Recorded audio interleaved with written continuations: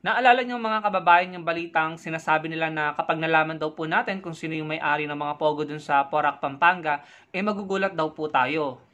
Alam niyo po sa totoo lang, sa mga development na nangyayari patungkol sa balitang yan, nagugulat na po talaga tayo. Dahil sa mga balita na nalalaman natin patungkol po dyan sa Pogo sa Porac, Pampanga. Ngayon po ay naiintriga si Harry Roque, no? Siya po yung laman ng usap-usapan ngayon sa balita sa social media. Dahil nga po dun sa mga dokumentong na-recover dun po sa Pogo na merong pong pirma or may pangalan ni Harry Roque.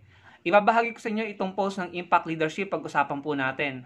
Sabi dito, Roques signed documents for former staff and travel companion recovered in Porac Pogo raid. An appointment paper for former presidential spokesperson Harry Roque's staff and an affidavit of support signed by Roque were recovered when PAOCC raided Pogo Hub at the Lucky South 99 compound in Porac, Pampanga.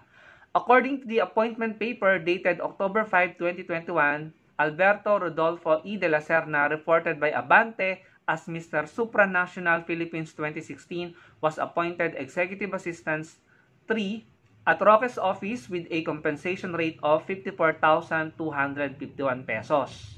Ayan po. Actually, mahaba itong nireport or shinare ng Impact Leadership. Pakibasa na lamang po.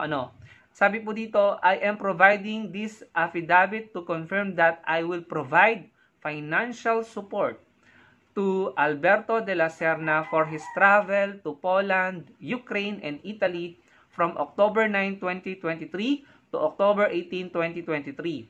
He will accompany me to these countries as an invited resource person to speak on an event on the peace process in Ukraine, which will be Kiev, Ukraine, to held from 13 to 16th of October 2023.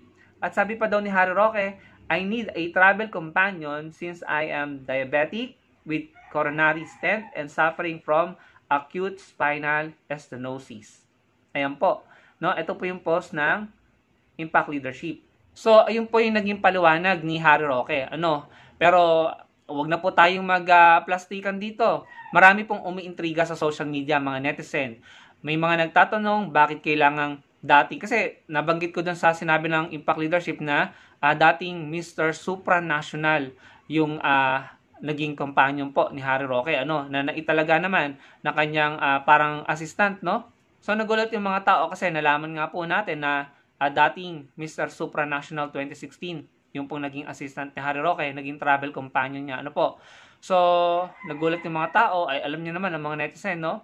Malikot ang kaisipan, naiintriga, at pumasok na po yung kung ano-anong tanong, no? Mga inquisitive netizens.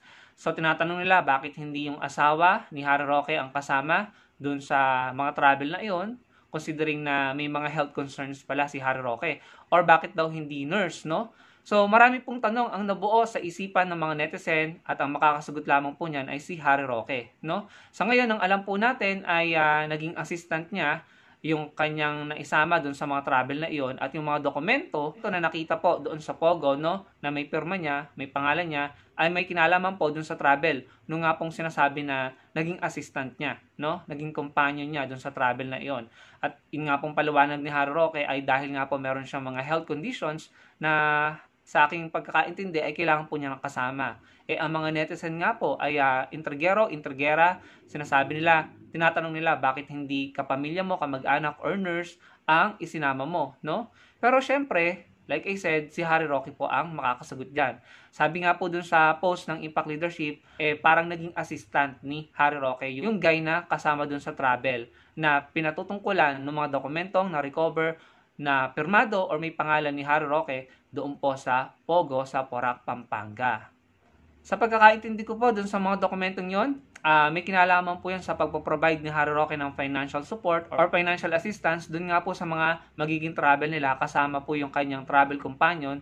Kung tama po yung pagkakaalala ko ay sa Poland, Ukraine at sa Italy po yung naging destinations nila, no? Yung travel destinations nila na may kinalaman po dun sa invitation kay Harry Roque patungkol po dun sa nangyayari sa Ukraine.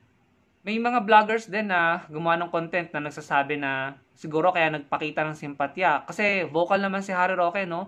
Nung sinabi niya na ang kanyang sympathy, no? Ang simpatya niya ay na kay Alice Guo, no? Nasa content niya 'yon. So, ngayon yung mga tao talagang napapaisip, no? Ito ba yung reason kung bakit yung sympathy ni Harry Roque ay na kay Alice Guo, no? Talagang ang mga pangyayari ito ay nakakaintriga, no? Nakakagulat na may nakitang dokumento doon sa mga pogos na ni-raid na di umano'y may mga illegal activities, tapos may makikitang dokumento na permado ng dating opisyal ng gobyerno. In this case nga po ay si Harry Roque, no? Anyway, yun naman po yung paliwanag niya. Yung dokumentong yun ay may kinalaman dun nga po sa travel nila nung guy, nung naging kanyang travel companion dun sa mga bansang nabanggit ko kanina, no po. At dahil nga daw po merong mga health conditions si Harry Roque. Yun naman po yung paliwanag niya. Ang mga netizen nga lang po ay hindi maiwasang magtanong, sabi nga nila dapat nurse or kamag-anak mo ang kasama mo para mas maging sincere po ang pag-alalay sa'yo dahil sa mga health conditions mo. But then again, kung kailangan po natin ng mas masusi, ng mas maayos na paliwanag dyan, si Harry Roque po ang makakapagpaliwanag kung bakit yung punggay na yon ang naging kasama niya sa kanyang mga travel. Kasi nga, sa aking pagkakaintindi, ay dahil assistant siya ni Harry Roque. Malay naman natin, baka meron siyang background sa medicine or may medical background siya.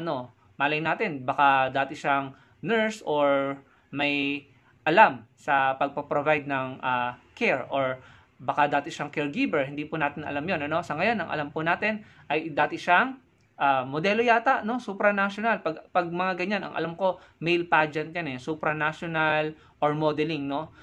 Na naging assistant po siya ni Harry Roque. So, yun po yung alam natin ngayon, no? Hindi po natin alam kung meron siyang background about caregiving, no? Kaya siya yung napili ni Harry Roque na umalalay sa kanyang mga travel. Sa ngayon, wag po tayong humusga pero hindi po talaga natin maiiwasan yung mga judgmental na netizen, Pero mas mabuti po na alamin po natin, basahin po natin yung mga paliwanag ng mga taong nasasangkot sa balitang yan nang hindi po tayo maging judgmental. Po?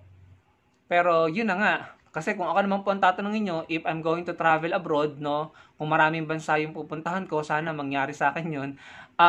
At meron akong mga health conditions, at kailangan ko ng alalay na makakatulong sa akin in case na sumumpong yung mga simptomas, gusto ko kamag-anak ko or talagang totoong caregiver para po matugunan ng tama at maayos at sincere ang aking medical na pangangailangan. So, yun lamang mga kababayan. Kayo po, ano pong masasabi nyo sa issue na ito, sa usap-usapan na ito sa social media? Ibahagi nyo po ang inyong opinion sa ating pong comment section para po magkaroon tayo ng discussion. At huwag nyo kalimutang i-like ang video natin at magkita-kita po tayo sa susunod kong video. Salamat po.